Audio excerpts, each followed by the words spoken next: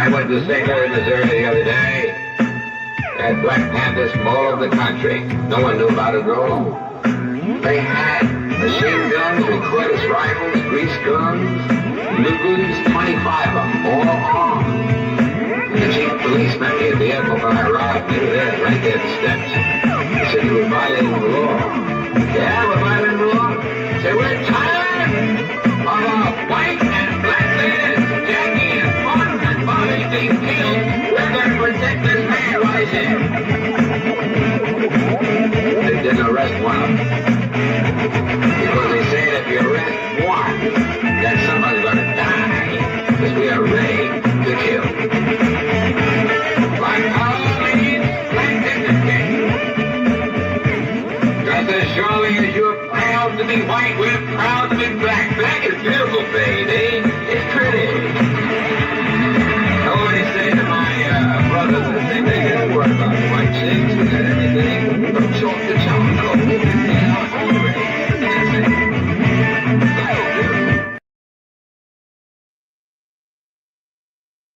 Oh, yeah. Keeping it black and powerful tonight, y'all, was having, man, black power to the people. And tonight, you know, we got the Saturday Night Black Revolutionary Block Party. And it would be a block party without music. Let me hit that. Wait, tight. Oh, tight. Oh, tight. And I'm gonna let me do this first song. Okay. Yep. Make sure it's on now. We're going to make sure it's on to the break it down because we're bringing the Black Power Year in Review for 2025. You know? Right. People been waiting. Okay. Here we go.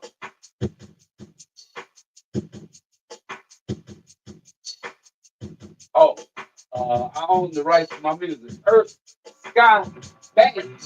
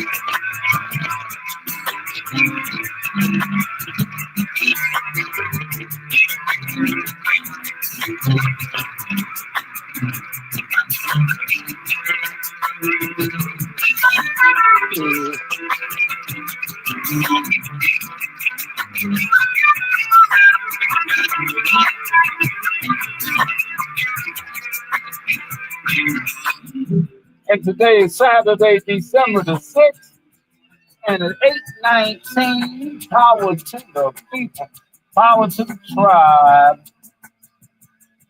Coming to y'all straight from Gotham. Black to Gotham.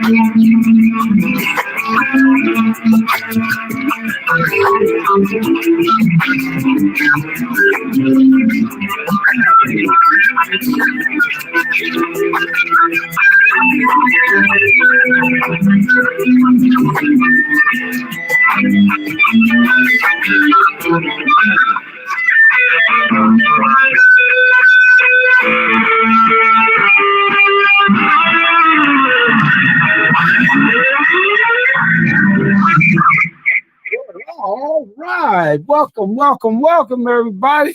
Yeah, man, we got it going on tonight. Give a Black Power Black Panther salute. Ross Jelani Simba, new Black Panther Party Central Committee in the House. Black Power salute. We got the Black Cat himself, Shabaka Shankori on deck. And what's today? Saturday, December the 6th. Year-end review for Black Power from us to y'all. Black Powerful. What's happening, y'all? What's going on, gentlemen? How y'all No, tonight? Black man. Power. Black Power. Always. And in addition Yeah, to man. power, I was we just talk putting on my little Black history, history moments that they don't tell you about in school books. You know, that's for that sure. like Nat Turner and the other, and Right. there's more than Nat Turner. Where that came from, you know, but they don't tell you And about it. then, As a matter of fact, the stuff that sparked the 1871, it was the 1871 Phantom. He was riding down on the Klan, man. I've been covering stuff like that, right? I don't know. I say, hey, yeah, they not gonna tell you about it. It's like this. And this is the last thing I'm gonna say. I'm gonna drop the mic. But the lion, oh, the little boy asked in Africa, and he's in the jungle. He asked his daddy, "Why is it that the white hunters always come over here and kill the lion?" And it's written all in the books that they killed the lion. And they say because the lion have not yet written a book. There you go. So these yeah, are the that ones they didn't part. tell you about, like 1871 Phantom. He's riding down on the Hmm. Klan wearing all black. Man, Shabaka covered it. He was like the Oh, first yeah. Black Panther for sure. Hmm. And they got the what's that? The 1871 Klansman Act from that, which they're Yeah. violating. The government is actually violating now. But I'll drop the mic on that. Black Power, what's going on? Black Power Review. Any reviews y'all like to cover? Yes, sir. As you do know, man, 2 days ago, December the 4th, marked the anniversary where Fred Hampton was murdered in Chicago as he slept in his bed with his pregnant wife. Oh yeah, definitely. Power. Yeah, in I mean, Chicago. rest in power, Chairman Fred. Yeah, and the man was only 21 years old, you know what I mean? And Yeah, then even Newton had said that the revolution is always inherited in the young. You see what I mean? Okay, it's because the young, they got youth on their side, they got new ideas, they got new perspectives. You see what I'm saying? Even in but this, you got to balance it out and see. They pick. In other words, the youth don't have the experience, so they have to blend it with the elders because the elders say, right? "Nah, young man, you walking into a trap," or the elders Yeah, say, "Hey, that exactly. dude, don't let that dude in your house, and he's the same Right. one that set you up, you know." Exactly. And say, matter of Exactly. fact, you Look what know, William O'Neill did to Chairman Fred. that's what I'm talking about.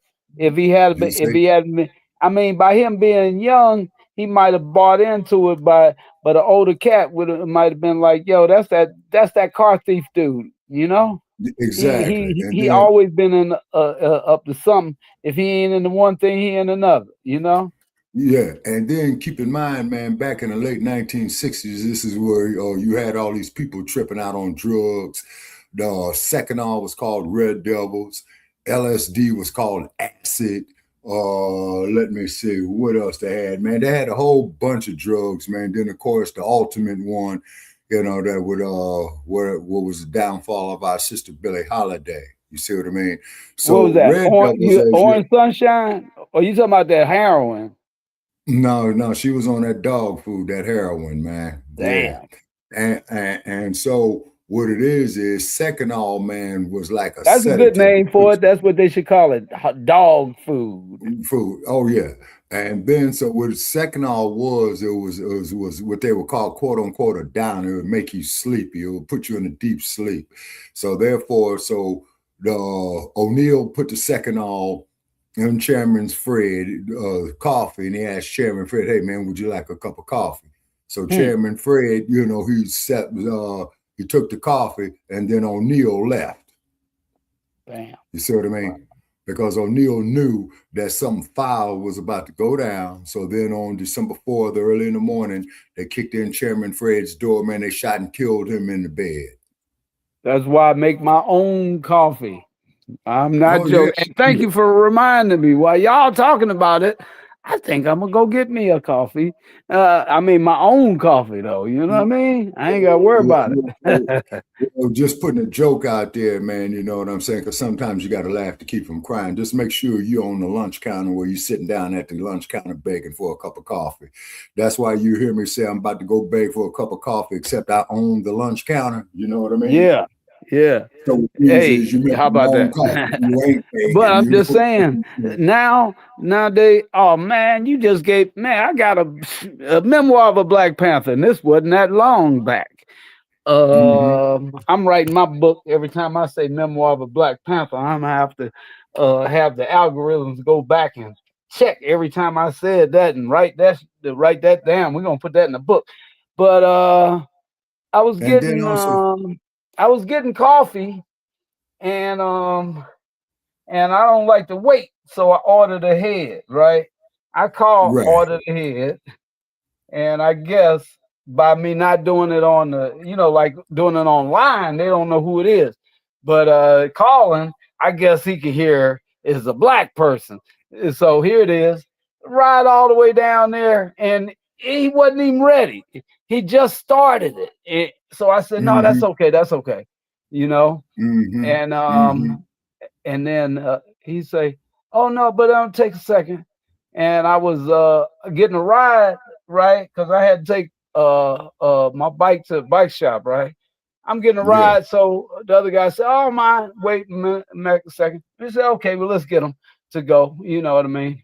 So he said, "Well, okay, hey, grab one of them pastries right there, right?" And he Yeah. said, "Okay."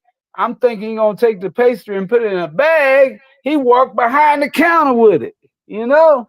And I'm like, excuse me, what you doing back there? You know? He like, Yeah. I'm warming it up. I didn't ask for you to warm it up.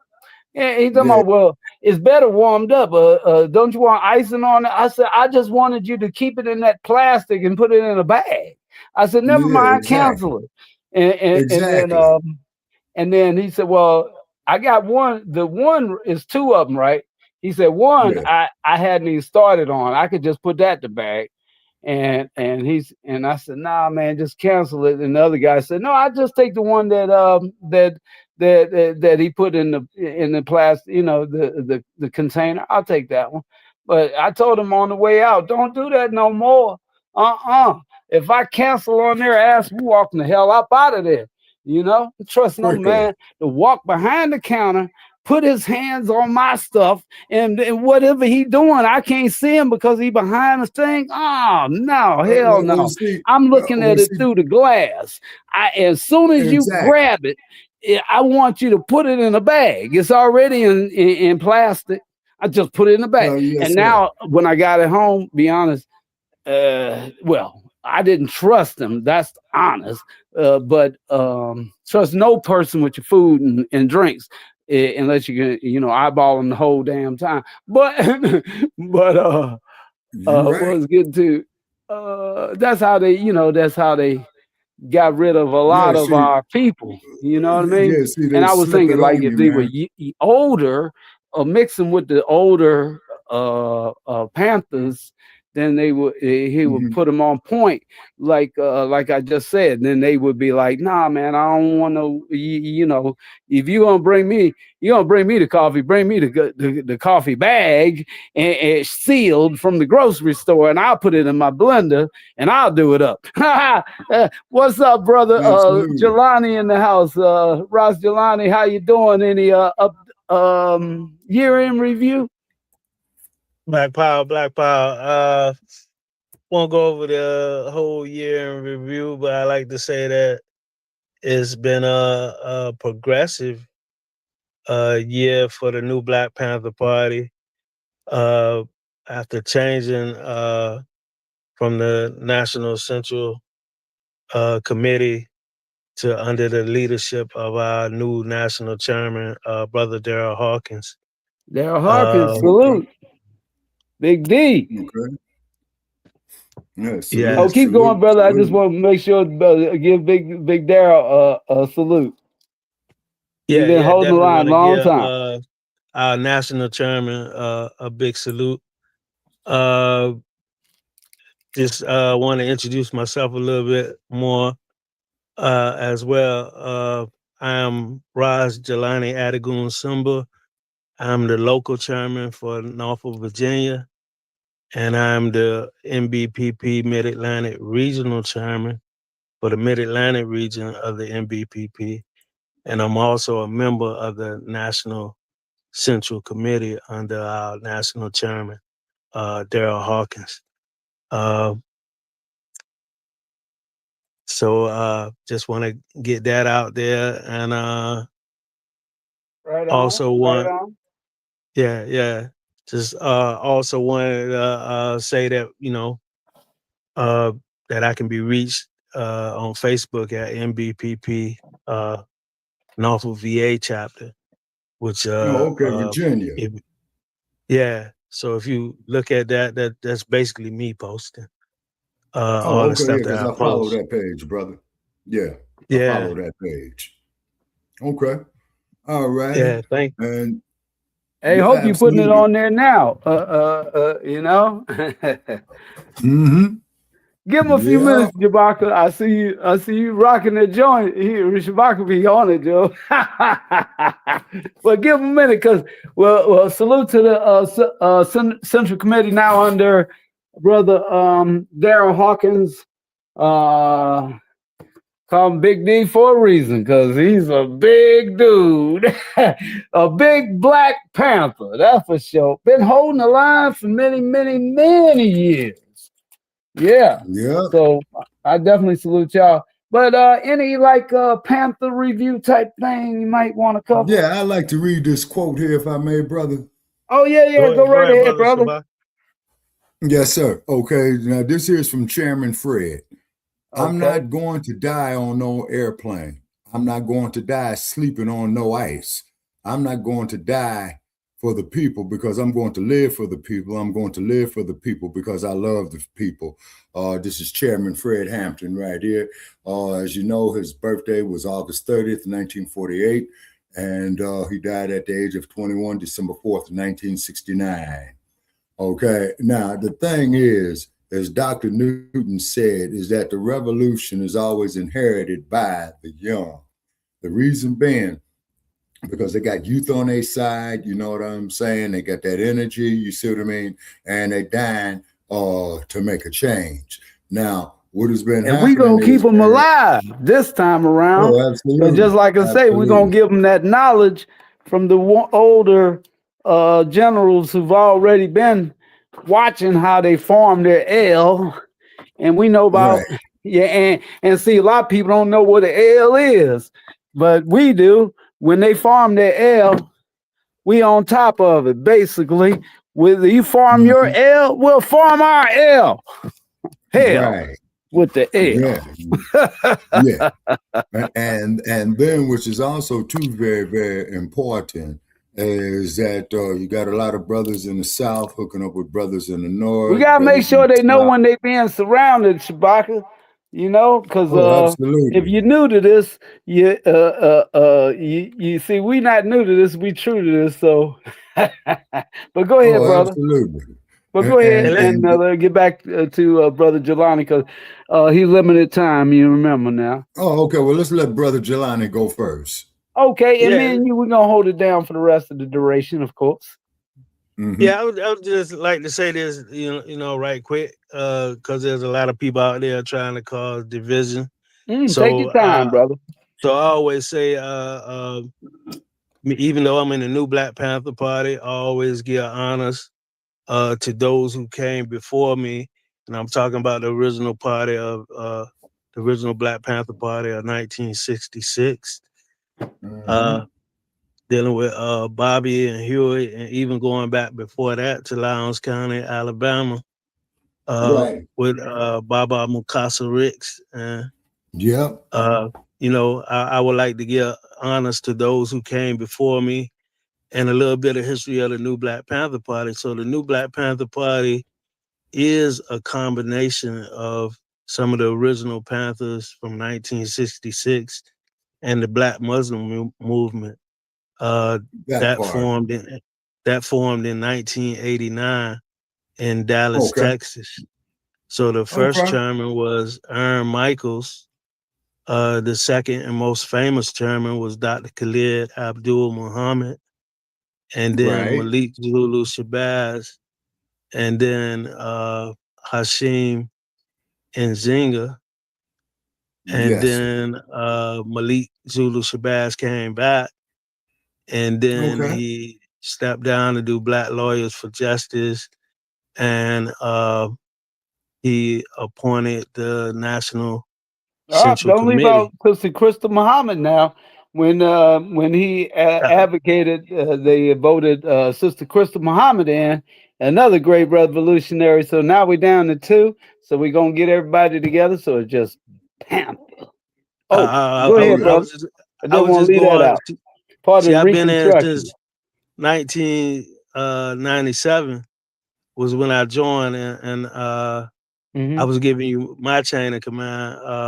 No offense to Sister Crystal Muhammad, I love her and everything, but Well, I she wasn't in just my wanted to chain of put the command. whole party lineage in there. That's all. Little bits and pieces. Yeah, I was just giving you my chain of command though. So she wasn't in my chain of command. Oh, okay. My But okay, but no problem, but no problem. I meant the as far as the Panthers because I know right after Malik, then she was before Hashim, right? but she wasn't in my chain of command at all. That's what I'm Oh, okay. trying to Don't worry say. about it then. Okay, but keep going, keep going. I I don't mean, want to interrupt I you. worked with her when she was in the party under Dr. Khalid. I remember us being in Dallas then, so I was just giving you the chain Hey, of you want to give command. us a memory of Dallas? Because that sounds like something the people would love to hear.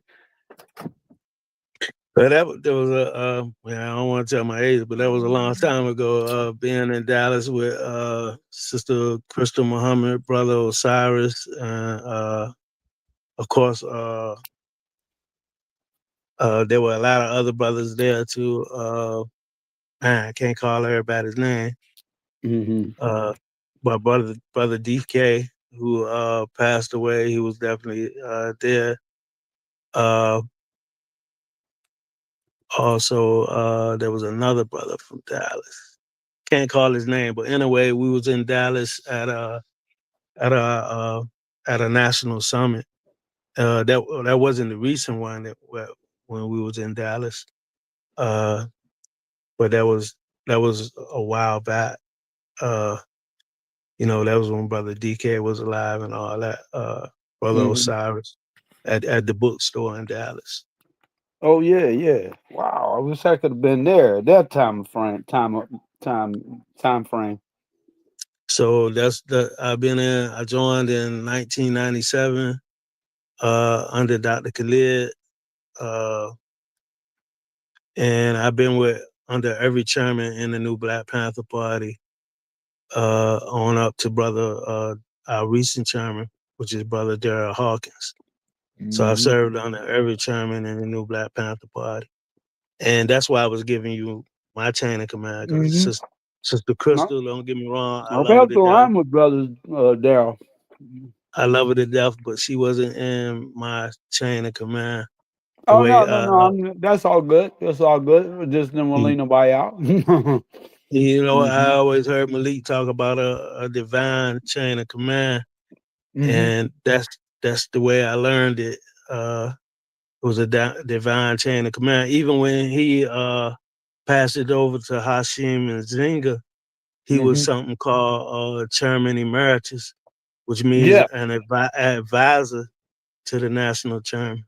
hmm So Yes, I was. I was. That was the time frame I was there.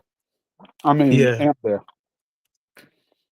hmm yeah. So definitely, because a lot of people don't know the history of the new Black Panther Party, and there are other people going around saying that they're national chairmen of the new Black Panther Party.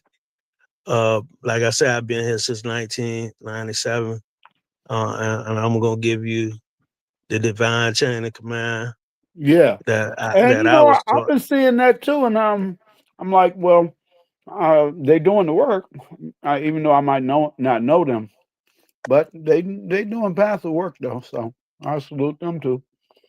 But It's a lot of we people all out got there to come doing. together on the one.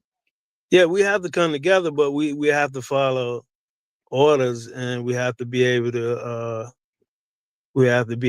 unify. Now, like hmm under the That's what I National mean. Central Committee and under Darrell Hawkins, uh, when you come in, there's a procedure that you have to follow. You have to fill out online application with national to even be hmm considered a member of the new Black Panther Party. Right. Uh, because anything outside of that will be considered a renegade, and hmm we trying Mhm. to do away with that renegade stuff and Mhm. has some true unity. Everybody Yeah, coming together, that's what and I'm talking about. yeah. Real So we trying to unity. You know. yeah. So we got to do away with the renegade stuff. Like if you Yeah. can't swallow your pride and sign up under national, then I really don't know what you're doing hmm besides renegade. And we trying to hmm cut that renegade out because we're at a time point where we need total unity amongst the NBPP and It can other happen. Yes, I sir. think other it's on the organizations verge. as well. I think it's on the verge. You know. No question, Yeah. but we Now, I feel that, but I feel like we need to step it up because I know what day and time it is. It has to be right. stepped up. hmm And then also too, if I just may interject right here, brother. Also too, man, we got to start controlling some business resources, man, to put our own people to work, in the community, or as a whole. I'm just putting that out there. And then on top of it as well, you already see, man, what these other groups are doing. Everybody's against us. You know what I mean? And as far as Dr. King was concerned, shortly before his death, he did make the statement, which he was right about, is that he led our people into a burning house with integration. Okay. Now, business wise, we'll pretty much sell to anybody because this is how these other groups keep coming up because they keep taking our money and using it against us. You see what I mean? So, but we still, as Malcolm said, we still got to produce clothes for ourselves. We still got to produce houses for ourselves. We got to produce jobs for ourselves. And with this orange dude going around here, he's making that more and more of a necessity. Now, all this here is my opinion. Okay, it's because he says get rid of DEI, get rid of diversity or equity inclusion. Man, that was the best thing he could ever say. And I'm gonna tell you why. It's because the main benefactors of affirmative action, right, was white women, not us, but white women. So if we build up our own infrastructures and build up our own businesses for essential services, say, then that there could be the first step in becoming self-sufficient. You see what I'm saying?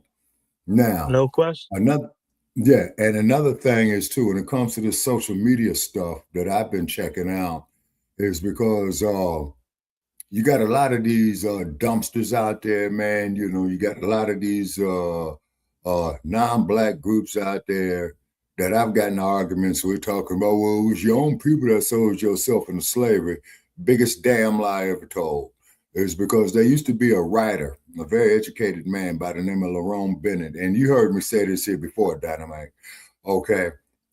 That did research, that pulled history together, educated man, you know what I'm saying? And he was John H. Johnson's #1 man as far as the writing is concerned.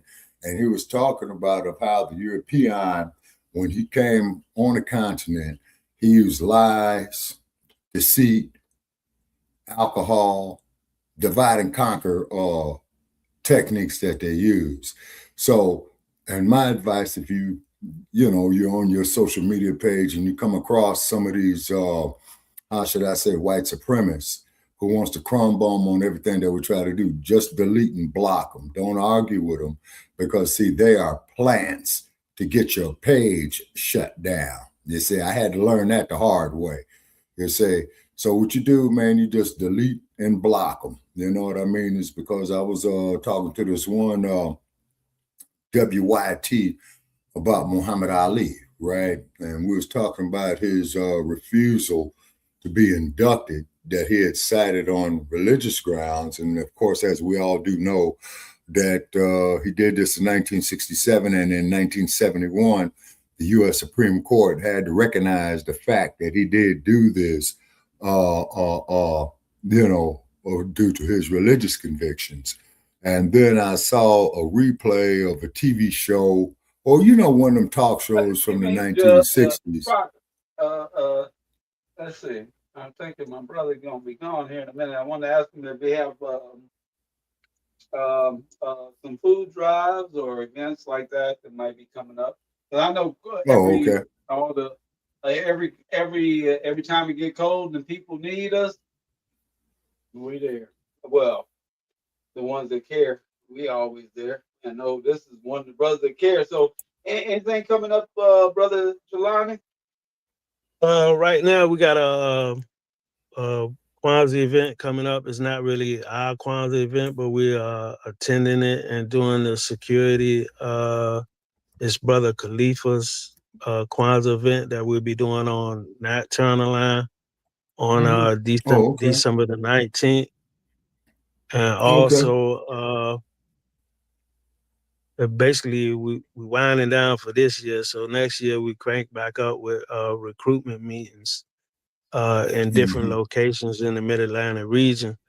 Our first recruitment meeting will be in Baltimore on January the 18th.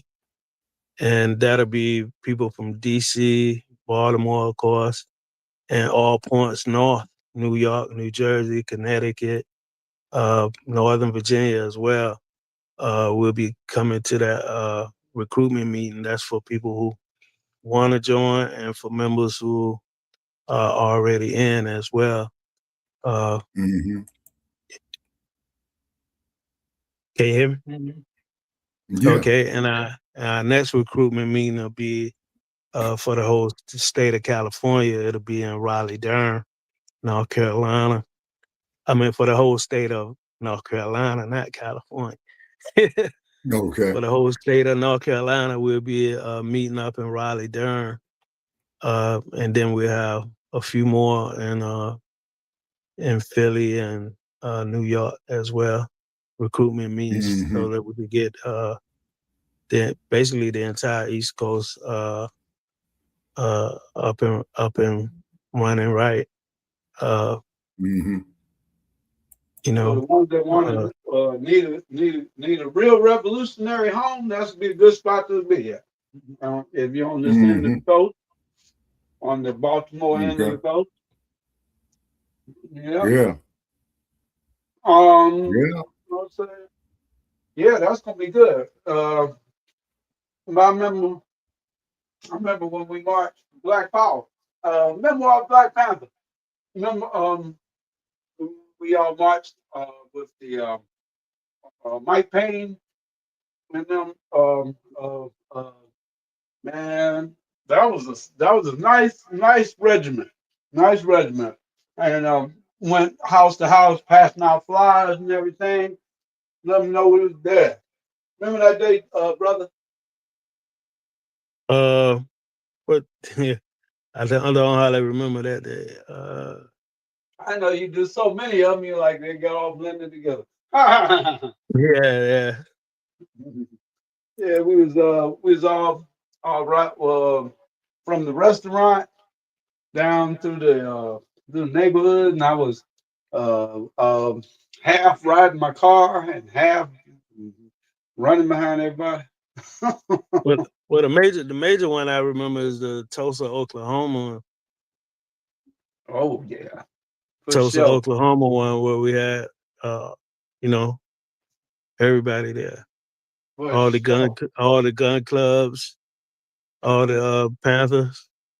Hmm. Mm-hmm. That's where we need Yeah, all of them people to come home. You know, yeah, they can still be in the gun clubs, but just come home. You know, have that Panther patch on, that Freedom of Death patch on. You know. where Yeah. the whole Norfolk chapter is in the Huey P. Newton Gun Club as well. I'm trying to spread that to the region as well. I The thought Huey P. Newton Gun Club and go ahead. no, I was just saying I thought Huey P. Newton was coming with us when was Omar Wally came or when he was chairman for a minute. Yeah, well, you know, someone did. Most of us, a lot of what people don't know, a lot of Panthers is in the Huey P. Newton Gun Club, Right. and not everybody in the Huey P. Newton Gun Club is a Panther, but a lot. Hmm. I'm making sure that everybody in my chapter is in the Huey P. Newton Gun Club, and Hmm. Mm-hmm. I want to stretch that out to the region as well. Mm-hmm. Okay, Hmm. now let me That's ask you this about here, Commander brother. Black.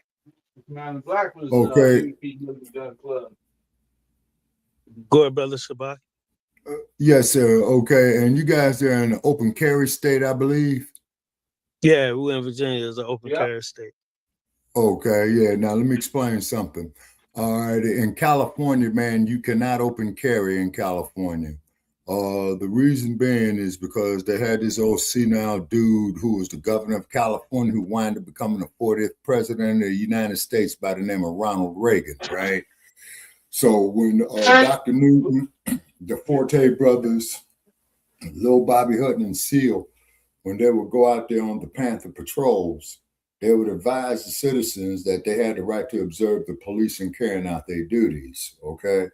So what had happened was is that there was a assemblyman who was like a congressman at the state level had introduced a bill into the California state legislature. You know what I'm saying? Banning people from carrying firearms in public. You see, and then they had that old senile governor Ronald Reagan at the time saying there's no reason that anybody should be walking around with a loaded gun, but at the same token the police agencies in California were displaying their shotguns, like the Oakland Police Department, the California Highway Patrol, up on their dashboards, right? Now, just to show how cold the Los Angeles Police Department was, is that what they would do, that they would have two shotguns in the front seat of their car that would crisscross, one for each officer.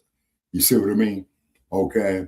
And then, of course, as I stated before, brother Dynamite, when they had the shootout there in 1967 off of 45th and Compton Avenue in Los Angeles, uh, a young attorney took these brothers' cases up, and he got them off. You know, they went through hell, but he got them off. You know what I mean? Is because what had happened was the LAPD had entered this Panther office without a search warrant.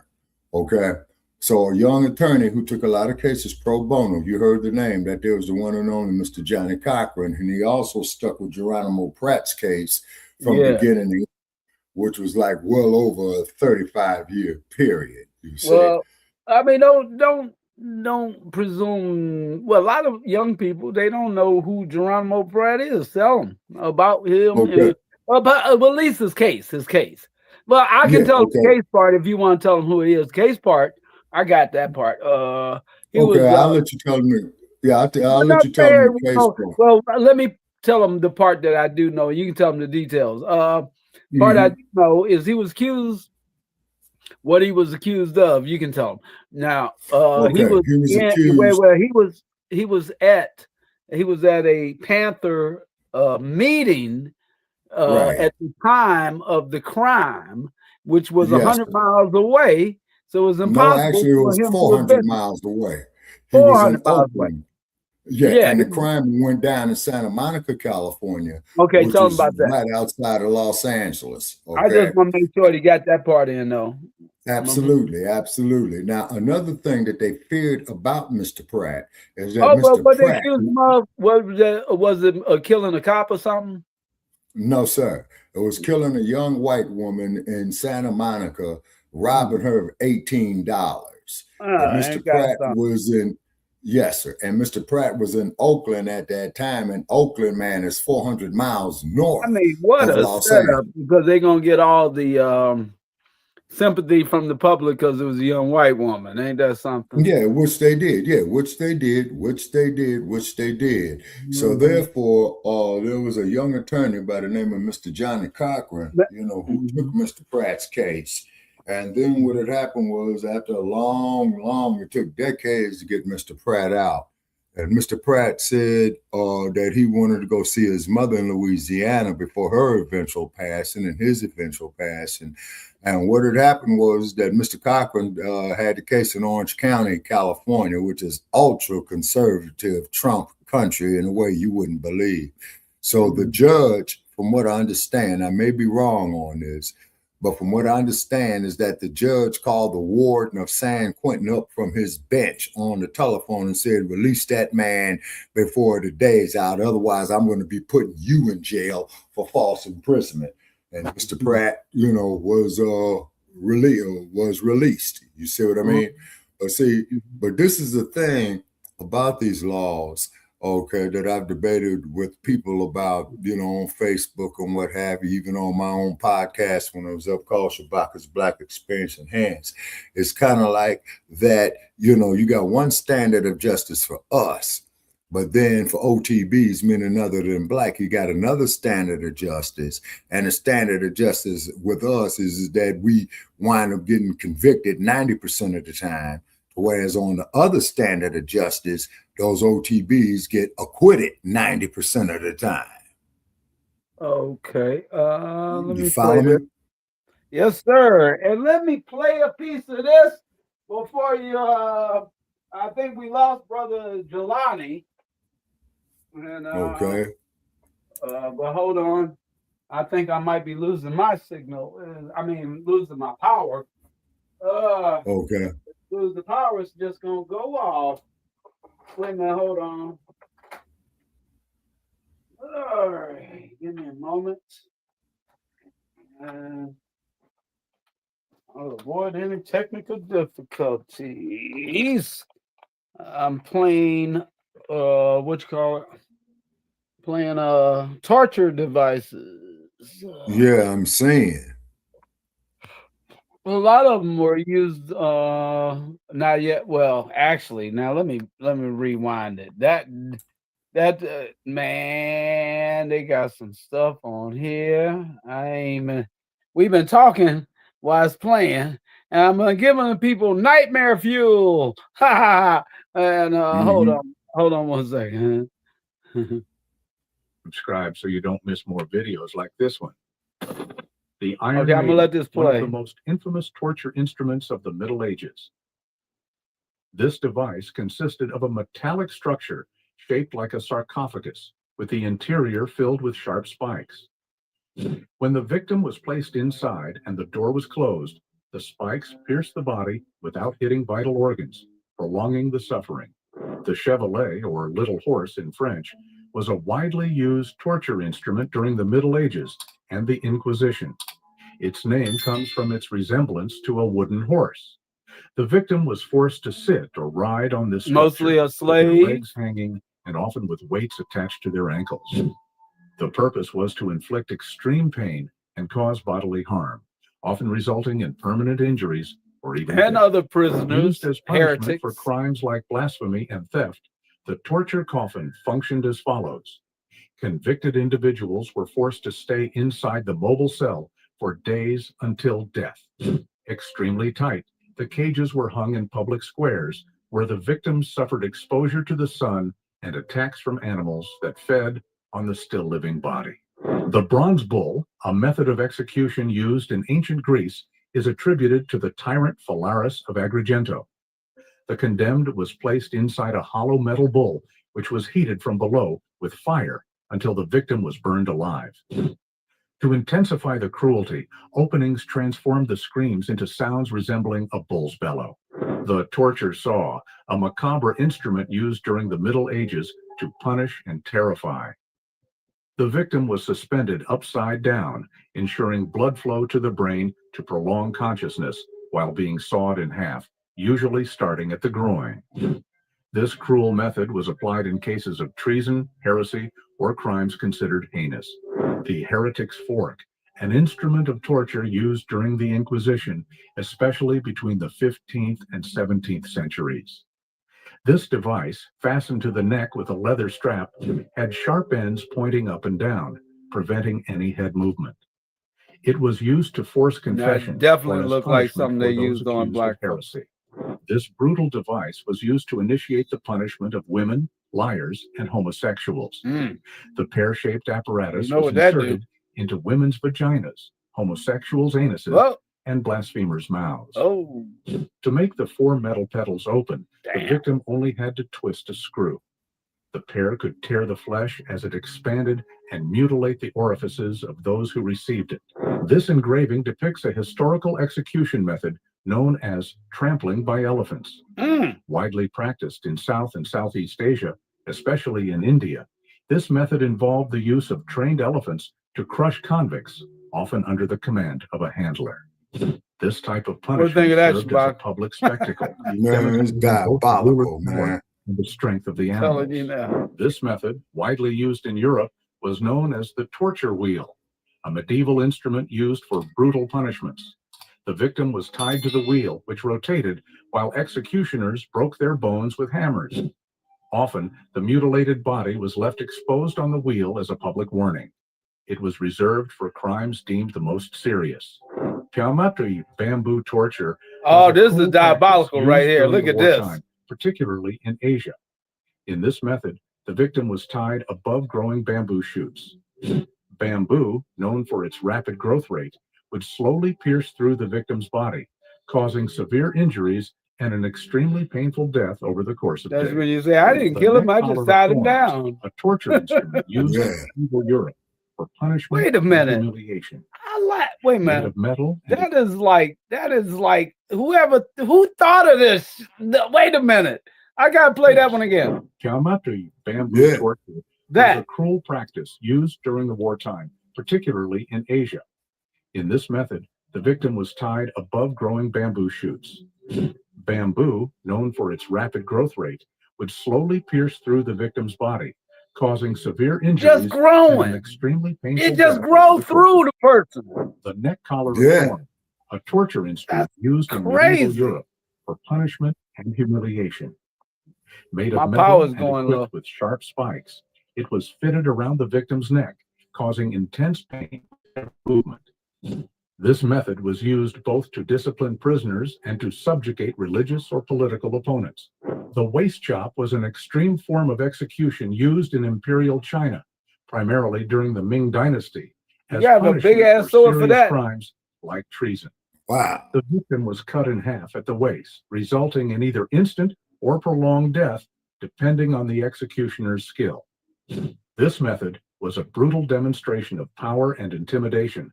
He'd be like, oh, I missed. You gotta give him 3 folks. This object is known as the thumb screw, an instrument of torture. Oh man, look at this. Middle Ages and later periods.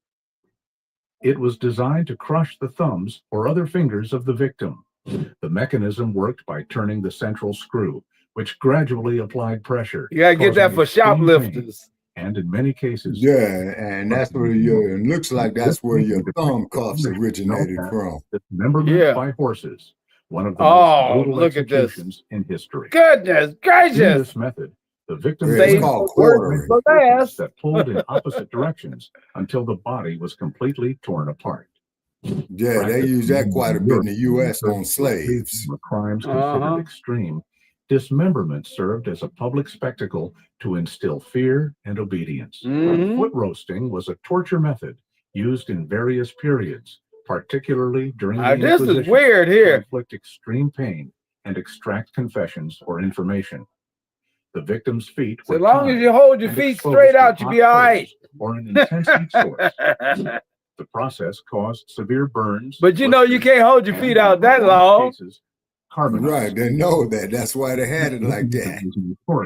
Hey, look, he can hold his feet up real long, so they just go ahead and shackle his down. Was an extraordinarily cruel and rare punishment in ancient Rome. I'm sorry, I shouldn't be laughing at this.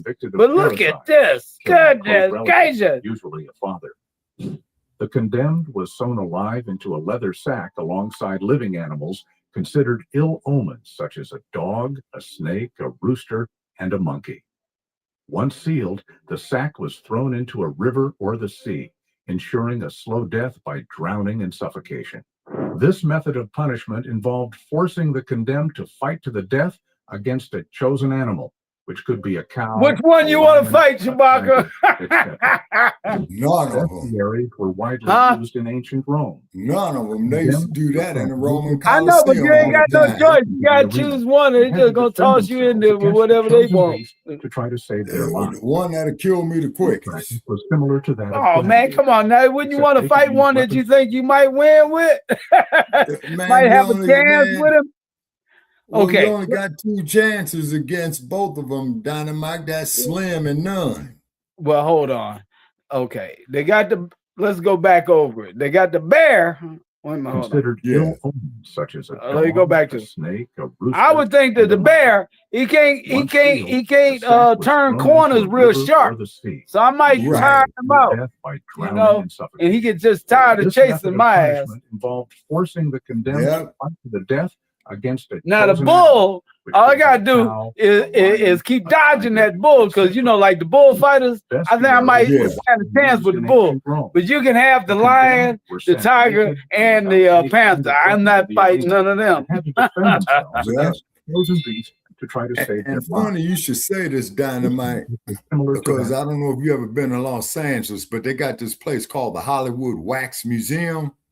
And I remember touring it as a child, right? And they would have these wax figures, man, up there in all kind of torture chambers, man, similar to this. Gladiators. Right. Except they could use weapons like shields, spears, and swords. They couldn't use no weapons. Not like gladiators. This shows what remains of a lead foot, an execution instrument used especially for mob style. Lead common boots. In naval punishments and pirate trials. The condemned had weights fixed to their feet before being thrown into the sea. This method ensured a quick but cruel death and was also used to dispose of bodies in clandestine executions. The torture chair, an instrument of punishment used in medieval Europe to inflict extreme pain and extract confessions. Made of wood or iron, the chair was equipped with hundreds of sharp spikes that pierced the victim's body when they were tightly the strapped principal in. will be with you Often soon. The chair was have a to seat. Intensify the agony. Wow. This device was primarily used to punish those accused of heresy, witchcraft, or treason. This image shows the guillotine, one of history's iconic execution devices. That's what Trump wanted to use on the NATO commanders. The guillotine I mean, not the Joint Chief of Staff. Humane execution. Wow. What's his name? Sharp blade descended rapidly, the the head from the body. He said that he should be executed. During the reign of terror, led by it ain't Hex. It's revolutionary justice. Hexef executing thousands. it ain't him. It's this other cat. Even revolutionary because he told the soldiers that you're not obliged to follow illegal orders, you know? Yes, sir. And doing research on that, glad you brought that up. That there's under the Uniform Code of Military Justice, which all military personnel is subjugated to, and they're not supposed to obey illegal orders. This is what happened with a dude by the name of Lieutenant William H. Calley at the My Lai massacre in 1968. And I remember that as a child. Right on. Centuries. The victim was laid on the ground with a board placed over their body, and heavy weights were gradually added until the condemned I can make died one of from these asphyxiation or internal crushing. with a door This and method some was and applied some both bricks, for punishment and to force and just keep putting bricks on. A famous case. Actually, now you know them weightlifters and stuff. This is what they be. That's what the stuff they be having. Who resisted to the death confessing. This punishment method became historically famous under the Inquisition tribunal. The stake was what happened to humiliating. Hey, here's a joke. Let's go back to it. Say what happened to Bill? He was working on that door when we last saw him.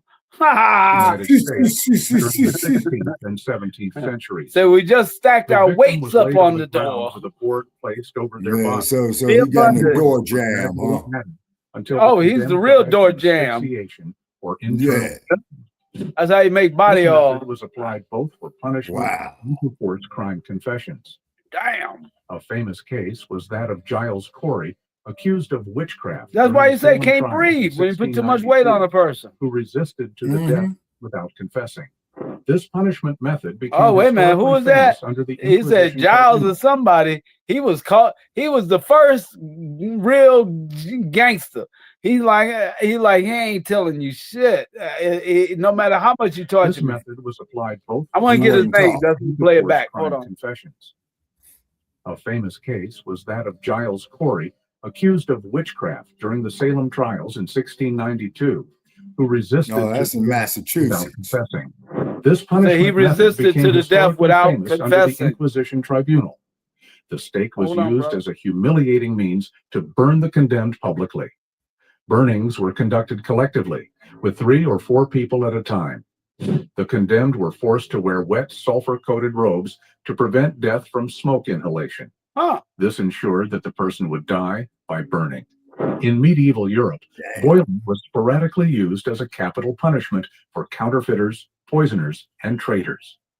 The condemned was submerged in boiling liquid, causing a slow and excruciatingly painful death. The act served not only as punishment, but also as a warning to spectators. This image depicts the Judas cradle, a medieval torture instrument used to extract confessions or punish crimes. You know what that's for. Hey, you can look at that and tell what that's for. The victim was forced to sit on the sharp point of the structure, with the body's weight increasing the pain. Like, sit here. Bound by ropes, they were unable to move, prolonging the suffering. The PK was a simple yet extremely painful torture method used primarily during the medieval period. The victim was forced to remain in an uncomfortable position, usually with one leg tied to a suspended rope, while the other rested on the ground over a sharp stake or pointed object. The body's weight caused the foot to press against the stake, inflicting intense pain and injuries. A man wearing a cangue, a punishment device used in Imperial China. That looked like some cold-blooded Chinese stuff there, boy. It consisted of a heavy wooden frame fastened around the condemned's neck, restricting movement and making it impossible to eat without assistance. The cangue was often used for public humiliation, with the person's name and crime written on the wood. The condemned were exposed in public places.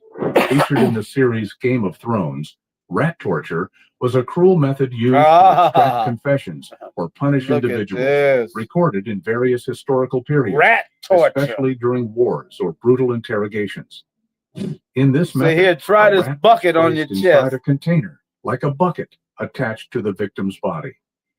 The container was then heated with fire, forcing the rat to escape by digging into the victim's body, causing excruciating internal injuries.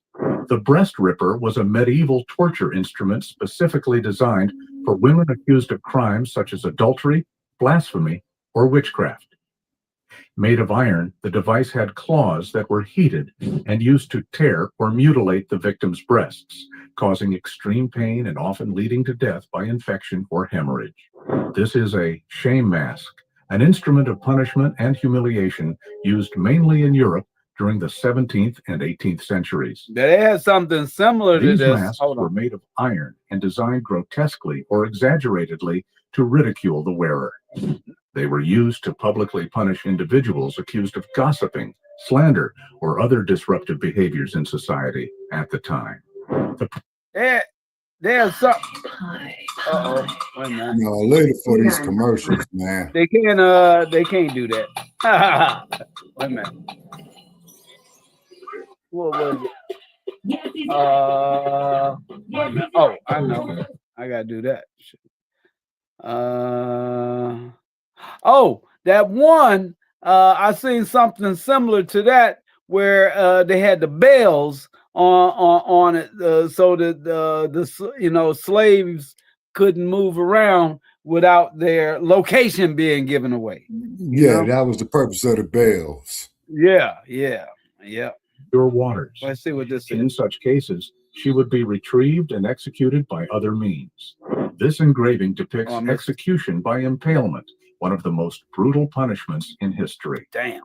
Used primarily during the Middle Ages and by Vlad the Impaler. That's what Trump want to get back forced to sit on a sharp stake, which was then raised, slowly piercing the body.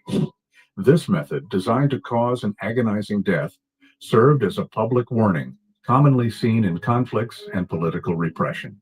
The image illustrates the use of the pillory, a public punishment method widely employed in Europe and its colonies during the 17th and 18th centuries. Pillory. The condemned were secured by the neck and hands in a wooden structure, immobilized and exposed to public humiliation. Spectators often mocked, threw objects, or insulted the condemned, increasing their psychological and physical suffering. One of the most utilized methods in Europe as punishment was execution with a single blow to the nape to behead the victim. Initially, this process was carried out by the executioner wielding a sword, but during the Middle Ages, axes and chopping blocks began to be used. Additionally, a headrest for the condemned was implemented to isn't that nice? Decapitation. Later on, an upgrade, so to speak, in the late 1700s. Wait a minute. Gaining popularity. Where the hell are you going to put the headrest? Oh, wait a minute. Hold on. A headrest? One of the most utilized methods in Europe as punishment was execution with a single rest your head right here to behead the victim. Yeah, Initially, bad. this process was carried out by the executioner wielding a sword, but during the Middle Ages, axes and chopping blocks began to be used.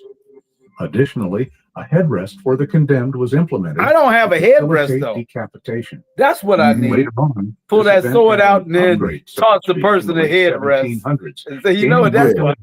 Due to the rest of your head right there. Was a device known as the thumb screw, an instrument. I still like this one. Oh man, I like this one better than the last one. Modern era. That's the one I want. I want to get one of them.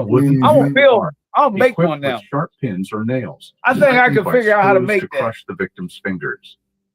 This practice inflicted extreme pain, crushed bone and tissue, and often caused permanent deformities. Put dog teeth in it. Was a form of torture. See what happened to him? He got bit by a dog.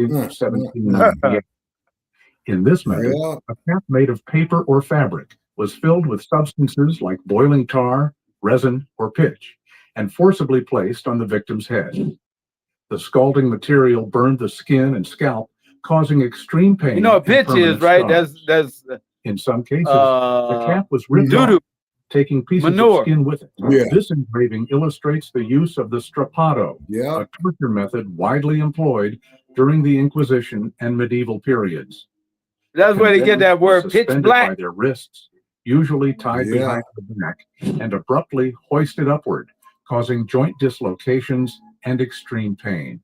In some variations, weights were added to the ankles to intensify the suffering. The torture rack was one of the most cruel and emblematic instruments of the Middle Ages and the Inquisition period. The victim was tied by their wrists and ankles. Well, I gotta get a headrest. The body. To go with the nightmare fuel. Dislocations, tendon ruptures, resulting in excruciating pain. I don't know why, but I like it. Late at night, I'll be getting into that nightmare fuel stuff. In medieval Europe and later periods, where a man is confined in a I be falling asleep watching this. A practice applied to drunks or petty criminals who were forced to parade publicly. These punishments wake up in the middle of the night, sweating like a motherfucker. Don't do it. Discipline and disgrace the condemned before society. The practice depicted in the image is known as knout, a brutal form of corporal punishment widely used in Tsarist Russia.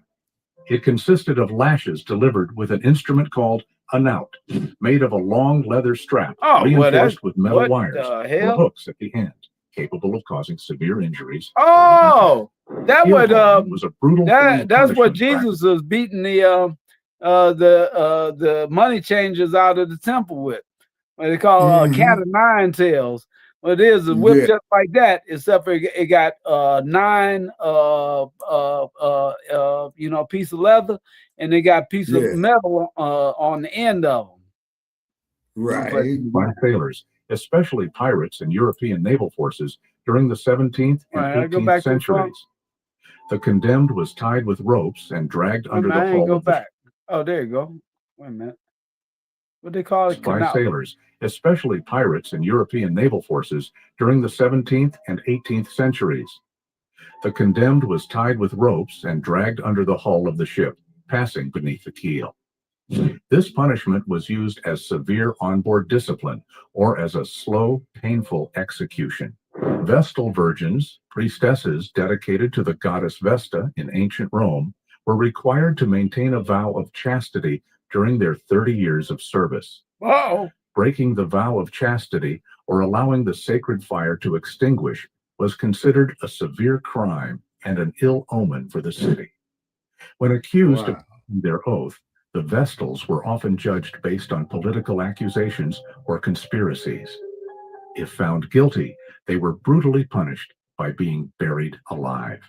The penal treadmill, or punishment treadmill, was a device used in prisons in England and British colonies during the 18th and 19th centuries. This look interesting. Prisoners right were here. forced to continuously walk on steps connected to a wheel, which powered mechanisms like pumps or mills.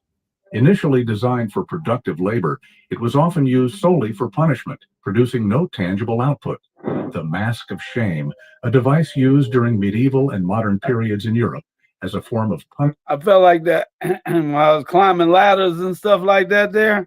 Felt like I was on one of them, you know. Somebody sent me a picture of one like a Mickey Mouse on one of those things right there, but except for he was on a ladder, you know. Climbing that ladder, constantly climbing that ladder. He never coming down, you know, like a treadmill. And public humiliation. Women accused of gossiping, indecent behavior, or having a sharp tongue were often forced to wear these metal masks. Some versions included bells or internal spikes, making the use even more uncomfortable and degrading. See, that's what I'm talking about. With the bells paraded through public places, subject to community scorn and mockery. So they could always hear Number one was a form of military discipline used by the British Army during World War I. Soldiers convicted of insubordination, desertion, or other minor crimes were tied to a post or fixed object, often in exposed areas, for several hours a day. Though not explicitly torturous, the punishment was extremely degrading and painful, as soldiers were forced to remain immobile, often in uncomfortable positions. A man who was a victim of a popular punishment method known as tar and feathering, widely practiced in the 18th and 19th centuries, especially in the United States. Tar and feather. This practice, often used for public humiliation, involved pouring hot tar over the victim's body and then covering them in feathers. The goal was to cause pain and disgrace, marking an individual as a social outcast. Thought it was just the process was painful, made up, as the hot tar caused severe burns. Hot tar and feathers. The practice of beating as punishment is one of the oldest and most recurrent forms of discipline in history, used to assert authority, correct behavior, or inflict suffering. In military and judicial contexts, beatings were often employed as public punishment to reinforce discipline and intimidate others. And look at that on a cross. Were used in some cultures and historical contexts as a form of public punishment, often designed to provoke both fear and psychological impact among the population. Victims condemned for serious crimes were thrown from great heights, resulting in immediate death or prolonged. That remind me of a cliff I climbed one time. Yeah, but it was like at the bottom, everything was rock, you know, and I'm climbing. It was steep too, like that. But when they're getting closer to the top, everything started crumbling. It's like, oh man, I didn't think I was gonna make it. I was like, I can't go down, you know what I mean? Gotta go up, Right. you know what I mean? And the rocks crumbled from my fingers. I was like, oh shit, you know. But I got up it though, prayed my way up that joint. Then the angels pulled me up. It looked just like that in California. Yeah. Right outside of Pacifica. Mm-hmm. Okay. Yeah, which is just south of San Francisco. So you can go right down Pacifica, straight down to the water like that, and they got cliffs just like that. Yeah, because that's why it's called Pacifica, because it's literally sitting there on the Pacific Ocean. Yeah, but a lot of people don't know it got like cliffs and stuff like that. Mm-hmm. Depending on the conditions of the fall. This photo depicts the electric chair, an execution method introduced in the late 19th century in the United States as an alternative to hanging. The condemned was strapped to the chair with electrodes. It definitely looked like a black man in that chair. A high voltage electric current was passed through the body, causing death by cardiac arrest and brain damage. The first recorded execution was that of William Kemmler in 1890. We got to look him up. Yubitsume is a self-mutilation practice associated with the Yakuza, used as a punishment or a form of apology for serious failures within the organization. Literally meaning finger cutting, the ritual involves amputating the upper joint of one finger, usually the pinky, as a sign of remorse and submission. The origin of this practice dates back to Japanese Yubitsume mafia was used by gamblers and samurai as a Yakuza punishment or demonstration of the Yakuza, or the Yakuza. Specific type of medieval cell designed as an almost inescapable underground prison. The term comes from the French word oublier, meaning to forget, reflecting the fate of prisoners confined there. These structures were typically narrow pits in the ground, accessible only from a small opening above, where prisoners were lowered and left without hope of escape. Roman candle refers to a brutal practice during Emperor Nero's reign, a Roman in which candle. Christians were tied to poles covered in flammable resin and burned alive. These human candles illuminated Nero's nighttime garden parties, particularly following the Great Fire of Rome in 64 AD, for which Christians were unjustly blamed. This image shows the Judas bed, also known as the torture bed, they say, widely used in the Middle Ages to obtain confessions or punish the accused. The device consisted of a structure with wooden rollers and ropes where the victim was tied by the wrists and ankles. The executioners turned the rollers, gradually stretching the victim's body until joints dislocated or muscles tore. They say that Nero was, well, I don't know, but this is just what I heard when I was a kid. But say he fiddled, he played the fiddle or the violin while Rome burned, you know, and that he was gay. He was a flaming faggot. I mean, that's where they get that. That's where they get that from. But we're not saying that because we on the air. And we don't give a damn one way or another. We about Black Revolution and Black Panther power.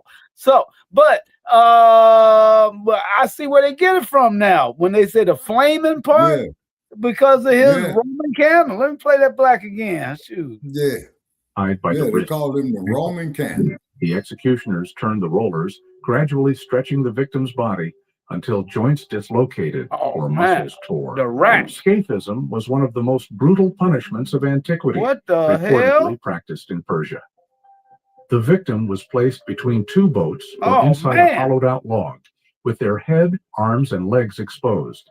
They were forced to ingest excessive amounts of milk and honey, causing diarrhea. In ancient Israel, Mosaic law prescribed the death penalty for 36 death penalty by diarrhea. Hold on. Cases of incest and adultery with a priest.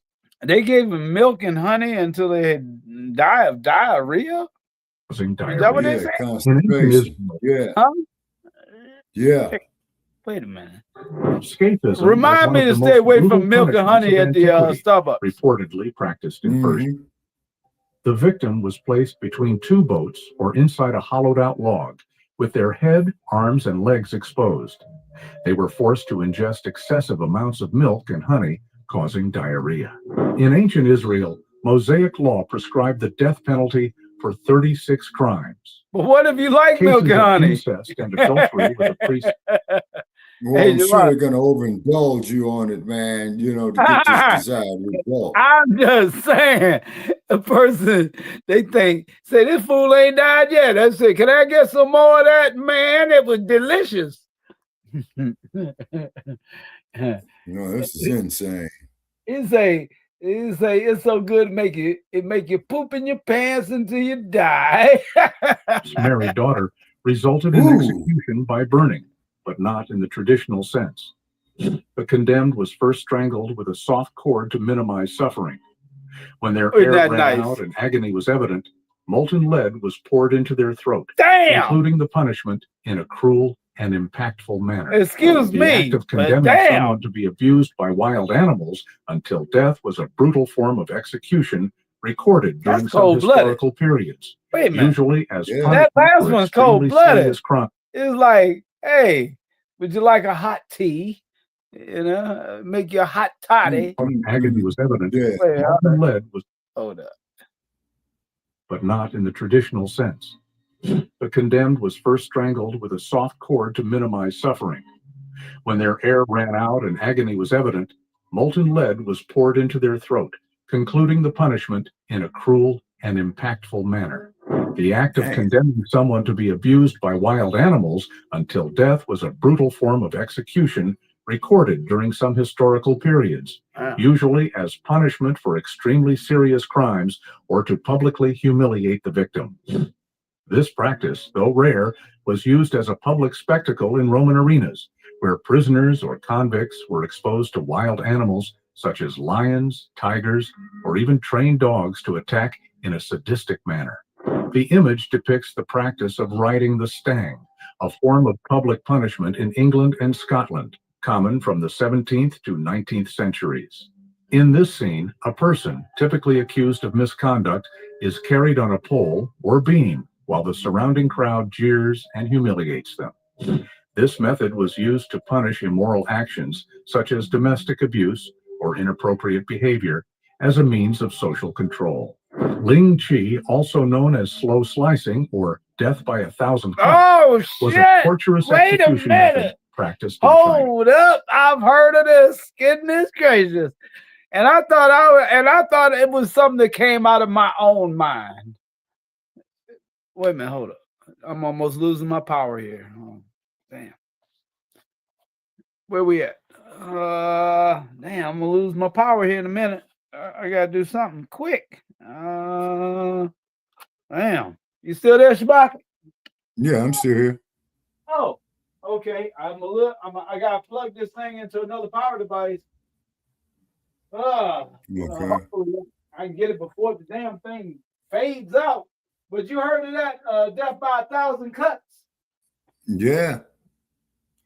Boy, this is some treacherous stuff right here.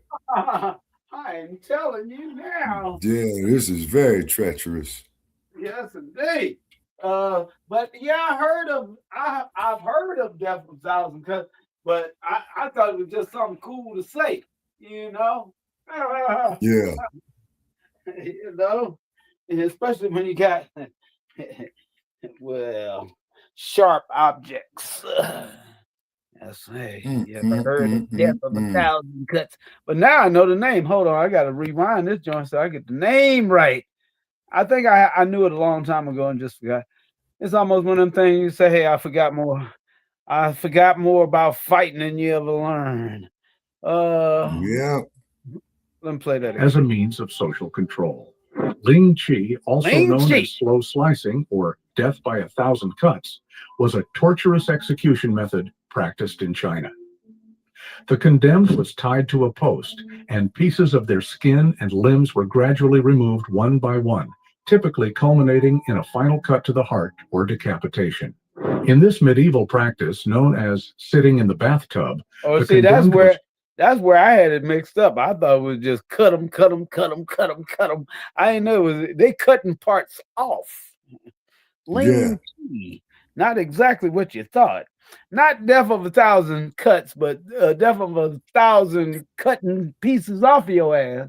Yeah, death of 1,000 amputations. Or the torturous execution method practiced in China. Clean sheet. The condemned was tied to a post, and pieces of their skin and limbs were gradually removed one by one, typically culminating in a final cut to the heart or decapitation. In this medieval practice, known as sitting in the bathtub, the condemned was placed in a large barrel or tub filled with water, where they were publicly exposed until they wasted away. Wait a minute, what the hole This for? method was primarily used to punish serious crimes or to humiliate, as the prisoner was fed while remaining there without Oh, that's what the hole is attracting for. flies. Man, they didn't feed the prisoner. You know what they did with that hole? Yeah. They probably told him, they said, look here, you want to get out of here, right? So we could say they probably promised to get him out of there. You know? Yeah. That's what I Yeah. think. And he said, hey, look here, I about got 10 the top. minutes now. Yeah, so I got the top of the barrel right here in my hand. I'm gonna flip it open for you, but first you gotta do something for me. Wow, this is crazy. Okay, in about 10 minutes, man, I'm gonna have to hang it up. Oh yeah, brother, me too, me too. I appreciate you coming on. At least you did my little piece of the action. And tonight was good because we got the piece of year-end review, Black Panther year-end review, and what's happening for the new year. Because I know the Central Committee had things together on one side, you know, but now they under Darryl Hawkins, you know. But then, like I say, there's other wants to get all the Panthers together, you know, Crystal Muhammad, Darryl Hawkins, and there's some other ones out there that I don't even know. But I like the work they're doing. So we need to all hook up, you know. We got to all hook up. That's all, you know. Yeah, see, and the thing is too, Dynamite, is that we got to control our own economics. We got to control our own educational institutions. We got to control our own means of production and distribution. We also, too, man, got to control our own means of manufacturing, man, for essential goods and services that we need: lights, clothes, food. You see what I mean? Okay. And then, of course, you have those out there saying, well, man, the best way that we can achieve this is to integrate. And then, of course, you know, as Dr. King said before he was killed. Brother. Any comments on these terror devices that they're bringing on now? Because I'm like, stay away from all that. I'm, you know. All that, man, what we saw here was diabolical. We've been there. We've been doing it one way. I'm gonna do it a different way. So I'm gonna do it like Muhammad Ali said. I'm one Negro that the boss led in the castle, and I ain't gonna let my people down or lead them the wrong way. Marry blondes or mislead them. You know what I mean? But I'm gonna get them in the dough. I'm gonna get them in the dough by keeping my algorithms up, and that's what I'm telling you. You can read between them lines, and absolutely. That's why I stay away from anything that might be, you know, something that's going to. We got to keep. Oh, by the way, before I do anything, let me do this because, like I say, 10 minutes, man. Hold on, don't slip one in on them, man. Not tonight. We'll do that on Tuesday, though. On Shabaka's Black Experience Enhanced. I want to make sure that I put this on here. The $ Black Ophinum #1, so we can play. So we can pay for this StreamYard because we got to let it go here in a minute. I already let it go, actually, until it's paid up to a certain point, and then it'll let itself go. But that's what happened with me. You know. So right now I'm just throwing it out there until it leaves. You know what I mean? For real. Yeah, but I'm glad you came on with me, my brother. We'll go Tuesday, Shabaka's Black Experience Enhanced, and I try to get Black on here on Thursday for the Revolutionary Hotline, the Black Revolutionary Hotline. And then here's a suggestion too, Dynamite. you know, is the reason I wanted to not mess with that other thing is because it's too late. We've already done it, you know. And as a matter of fact, not only has America segregated, they actually turned back around, and it's like, okay, the white folks or whatever moved out to the suburbs, and the black folks in the city, and now the white folks moving back to the city, and the black folks moving back to the suburbs. So all that segregation stuff is like, man, there's 3 white folks over this way to the left of me, 4 black folks to the right of me, and 10 Mexicans, and that's 1 house. No, I'm just joking. And they straight ahead, and the ones behind me is like, man, that was the Chinese folks, and it's like they own their little store down on the corner. It's too late. It's too late.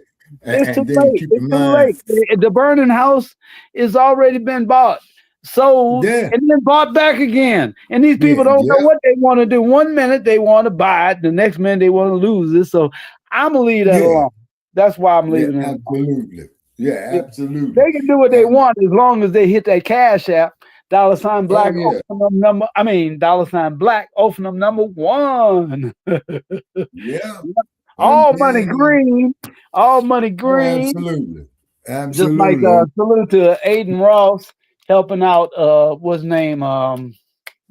Charleston White, and then Charleston White trying to come black to the hood and help them, but it's like it's kind of hard to throw rocks at the building, and then when the people come out, say, hey, you know what, y'all pretty cool after all. And you're like, nah, man, forget all that.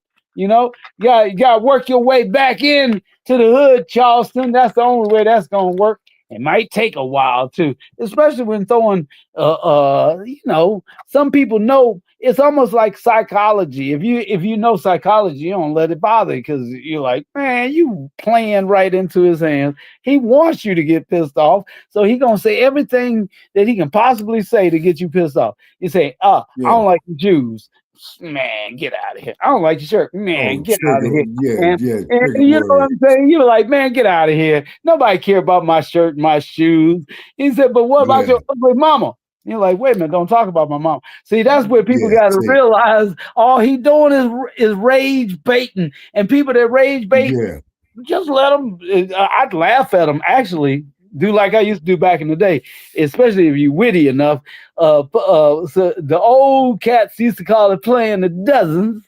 And then back in our day, they call it joning. I don't know what they call it nowadays, but they say, yo, mama so ugly. She went a booger bad look alike and smell alike contest. That's one of my original lines. Say, what does your daddy see in your mom anyway? That's right, he blind. He'd be tapping the corner. He'd be tapping that stick on the corner singing, trying to make that change. Yep. Yeah. Sorry, brother. And what have you, man. So we need to, you know, curtail on that, man, in the black community, man, because that is one of the elements that causes a whole lot of division. You see, because what happens with that there's going to wind up the fist fights. Then what happens is after the fist fight. No, that's fine, man. I'm just saying, don't let somebody bait you in. If anything, that's the moral of the story. But if anything, bait them back. I'm just saying, if they're trying to bait you in, bait them back. You know, especially somebody like the brother I'm talking about is not gonna run over there and jump on you. Charleston White is little dude, you know, he ain't like you bait him back all you want. Well, then again, he might go to the car and get a gun. Charleston is that kind of guy. He's one of them Texas Negroes, you know. And then too, but we as a people, we better than that, man, and we need to evolve from that. Is because all these other I ain't letting nobody bait me no more. They say what they want, you know. Yeah, man. Just delete and block them, man. Make them feel that much worse. No, I'm saying they can say what they want while the camera's rolling, and I'll just ignore it. As soon as that camera go off, it's action. Lights, camera, action. The camera's off, action, you know. Hell yeah. But I wouldn't want them to make any mistakes by thinking I'm just going to shrug it off. I'm going to shrug it off, all right, on camera. See, it's serious. And then all my thumb screws. I'm gonna make some of them thumb screws and they gonna be used. No, I'm just joking. I wouldn't do that. I tell you, I'm gonna make the one and get some dog teeth. You get some dog teeth, put the dog teeth up in that joint. When you crank it down, make it look like they just got bit by a dog. Yeah. You know, but as you can see, man, from this Eurocentric culture, man, they specialize in being down. You know what I mean? Well, I'll tell you what, like you say earlier, unity is the only way, and no, man, that's the only thing. That's the only thing we got, man. You know what I mean? Is because if we was to have our unity, brother, the economical force that we are, not so much domestically, but internationally, this is what they don't want to happen. Yeah, that's right. That's right. See, because if you did have a worldwide African hookup, man, you know, these Europeans, man, you know, they'd be left out there, man, in a ship with no oars, no motor, or nothing. Well, I was thinking about Charleston, though. I don't want to leave him on a bad note. Just saying that with his connections, with like that Jew boy or whatever he is, the white dude Aiden Ross, and then they hooking up with Rampage Jackson and trying to make some movies happen with some of the homies like 607 maybe they get do my suggestion and get all the podcasters that's out there really popping it right now. Get Supreme, get Kunta, get Bob, get Dagon Percy, get everybody from the West Coast and the East Coast, you know? Yeah. That's how we can do that. Oh, yeah. Put them all in a movie, and it's gonna be popping. But only thing though, they ain't gotta play no parts, play themselves. Yeah. You know? Play who you was before you got on them daggone podcasts and stuff. So that means you see me in uniform, you know? Yeah. See some serious Panther action going on, you know? Yeah. See the regiment coming down. You gotta film it in the hood too, you know? Yeah. But they gonna do what they want to do. We'll see what happens. I'm throwing the ideas out there. At least they manifesting. I'm glad to see that. You know? Yeah. Okay, Dynamite, because I'm gonna bid you a good night, man, and thanks for having me on. Okay, and I streamed this here. Yes, sir. Okay, and so I streamed it on my social media and see how many results we get, you know. So we ought to have some feedback and some data on that by tomorrow. And put some stars on Shabaka's page so you know you can get some revenue out of this. Yeah, and share it, like, follow, subscribe, and share. Yep. Absolutely. Okay, I ain't my brothers. charging nothing for subscribing that I know of. If I am, it's $1. Yeah, you know, it's what they call grassrooting it. You know what I'm saying? For real. I ain't charging nothing, no, for real. On the subscriber, so people they can hit that subscriber button. Because subscribers be getting my reels. For some reason, it don't go out to the public. It only goes to subscribers. Yeah. Okay, I think that what that is because I was looking at YouTube, man. They got these various plans. And not YouTube, I'm talking about Facebook. Facebook reels. Like every time I try to do a reel, it only go to subscribers. Yeah. And then on top of it, man, but at one time, man, you used to be able to go all over with this stuff, but they're getting very, very, how should we say, very, very conservative as far as the sharing is concerned. So and it all depends on what you're doing, not what you say, how you say it, and also what you say too. So especially with them, because you gotta remember, wipe your feet when you go in another person's house, and that's their house. Exactly, and then just like they say, take your shoes off. Hey, remove your shoes. Now some people, some of the podcasters and stuff that I know, they rather go on something that's different so that they can do and say whatever they want. But now check this out.